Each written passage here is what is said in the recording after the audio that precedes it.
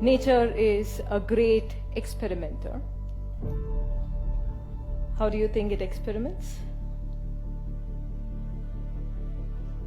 Basically, it discards the species that is not supporting the whole. And it has constantly experimented over millions of years. It has discarded the dinosaurs. It has discarded probably the saber-toothed tigers. It has discarded Ramapithecus. It has discarded the Neanderthals. A few of these species have survived for 200,000 years. A few of them have also survived for 10 to 20 million years. So this is just information for you.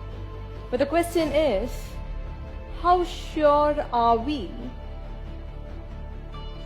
about the success of our species, of the success of this human species? Are you sure we're going to survive forever?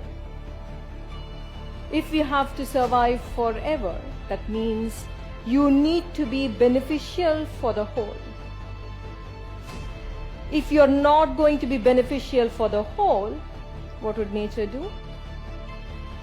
It would discard us. Are we being beneficial to the whole? If we probably have to have a conversation with the planet Earth, what do you think the planet would tell us? No? Very unhappy. We are probably more damaging than the smallpox virus, which doesn't exist now. Yes?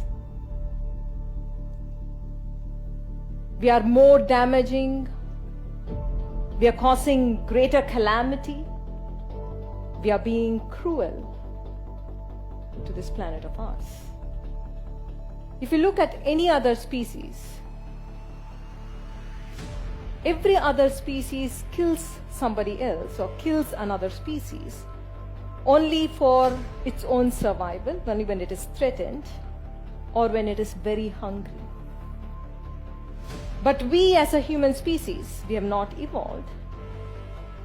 But we as a species kill another species, not for our own survival, but to prove our superiority over the other, to prove our dominance over this entire planet, or sometimes even for pleasure. There is a huge noise outside in the world about the virus, the coronavirus. What if this coronavirus is nature's way of eliminating the human virus? There is a huge possibility, right? We are not being beneficial to the whole. If we are not being beneficial to the whole, we have seen again and again that nature discards us. In the current situation, China is not the problem. The Chinese people are not the problem. What is the problem? The problem is our own consciousness. We are living and experiencing life in separation. We are living and experiencing life as though we are separate from everybody around us. And this separation-driven consciousness has its own repercussions. And we see it in the world. We see it in the world as cancer. We see it in the world as disaster, as natural calamity, or as the coronavirus. It is time to awaken now. We can't continue living our life from a disconnected state of consciousness. The more disconnection that we experience, more chaotic would be the world around us. If we are truly looking for a more peaceful world, if we are truly looking for a more joyful world, if we intend to create a beautiful world for our children, for our grandchildren, then the transformation has to happen now and here. It is already too late.